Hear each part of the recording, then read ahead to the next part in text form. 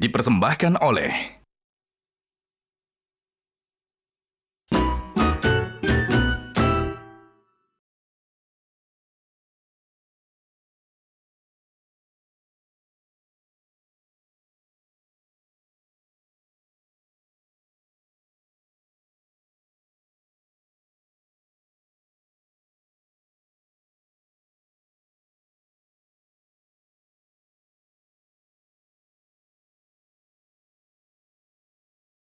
yang artinya sebenarnya dalam bahasa Indonesia itu penindasan. Jadi saya sedikit browsing ya dalam buku Meredam Bullying kayak karyanya Ken Rigby itu, ya, dia konsultan ahli sekolah. Menurutnya itu bullying adalah sebuah hasrat untuk menyakiti katanya. Jadi bullying itu hasrat untuk menyakiti, dan hasrat ini bisa dilihat dari sebuah aksi yang menyebabkan seseorang menderita gitu. Jadi aksi ini bisa dilakukan oleh seseorang atau kelompok mayoritas ya, yang tentu lebih kuat, dilakukan secara berulang dan pelaku ini tidak bertanggung jawab dan dilakukan dengan perasaan yang senang. Nauzubillah min dzalik. Ini bullying ini agak aneh juga ya. Dan kalau kita lihat bullying ini ada berbagai kategorinya ya. Ada yang verbal langsung ya, dengan perkataan itu juga bisa kemudian membullying ya, kayak body shaming gitu, itu kan termasuk dengan verbal langsung ya. Ada juga dengan kontak fisik langsung, jadi bullying yang kemudian memukul, menyiksa ya, nauzubillah. Dan sekarang juga banyak ya yang viral seperti itu tuh, mengerikan sekali. Ada yang juga perilaku nonverbal langsung ya, seperti tindakan yang menampilkan ekspresi merendahkan gitu ya. Ada yang mengancam, mengejek gitu. Kemudian ada juga yang pelecehan seksual, nauzubillah ya, KDRT dan lain-lain gitu. Dan juga yang sekarang sedang terasa seringkali terjadi itu cyberbullying ya, yang tadi juga sempat dibahas di segmen-segmen berikutnya, itu ada cyberbullying. Sebetulnya bagaimana sih kita melihat, Islam melihat bullying ini? Ini sebetulnya sudah Allah tegaskan ya dalam surah Al-Hujurat. Disebutkan ya ayyuhalladzina amanu la yakhshor. Jadi yakhshor itu intinya adalah jangan kalian itu mengolok-olok ya. Ya ayyuhalladzina amanu la yakhshor qaumun min qaumin. Kenapa? Asa ayakunu khairan minhum. Nah, apalagi ditegaskan juga wala nisaun min nisa'in asa ayakunu khairun minhuna. Jadi jangan kalian itu merendahkan ya kelompok yang satu, kelompok laki-laki yang satu dengan kelompok laki-laki yang lain. Karena apa? Karena yang direndahkan boleh jadi bisa lebih bagus dari yang merendahkan. Juga sama ya, kelompok perempuan yang satu dan kelompok perempuan yang lain jangan merendahkan kata Allah. Karena boleh jadi yang direndahkan itu lebih baik dari yang merendahkan. Dan di sini juga disebutkan bahwa wala talmizu anfusakum ya, wala tanabazu bil alqab kata Allah itu. Dan jangan pula gitu ya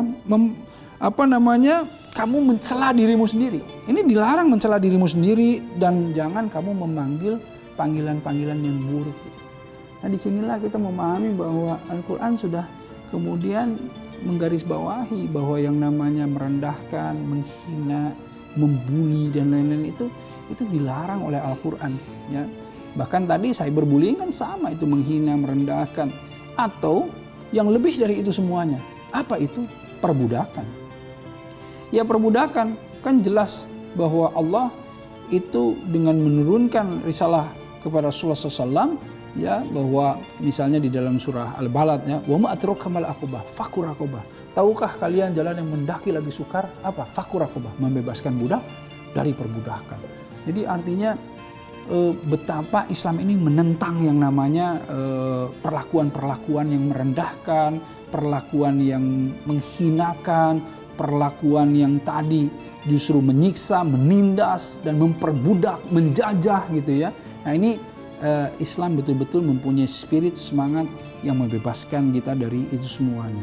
Karenanya kita juga harus menjauhi ya perilaku-perilaku bullying itu. Baik bullying yang tadi dengan kategori lisan, ya bullying apalagi dengan kategori dari mulai yang tadi itu sosmed, itu jauhi.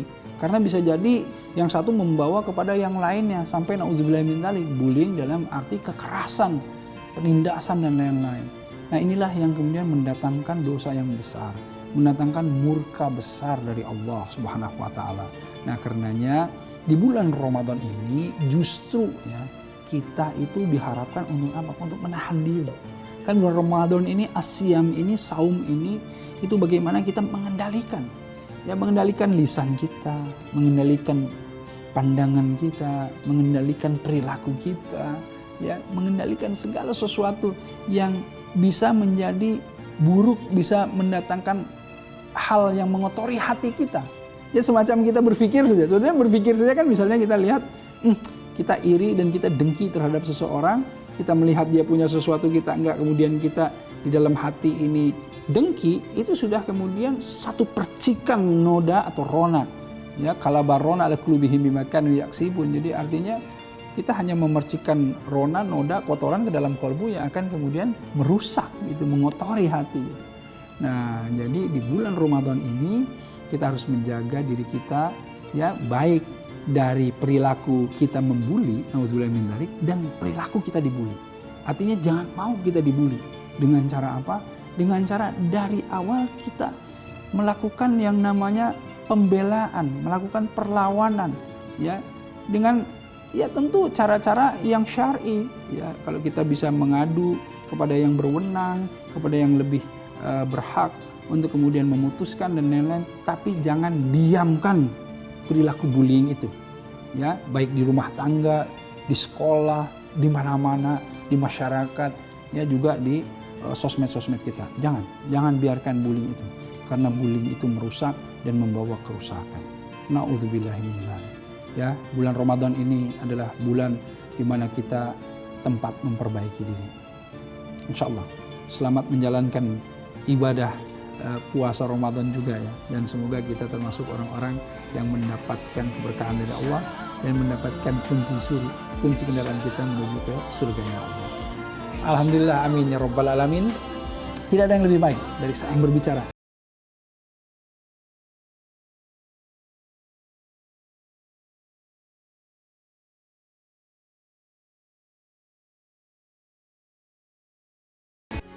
Metro TV. Jelajahi cara baru mendapatkan informasi. Download Metro TV Extend sekarang.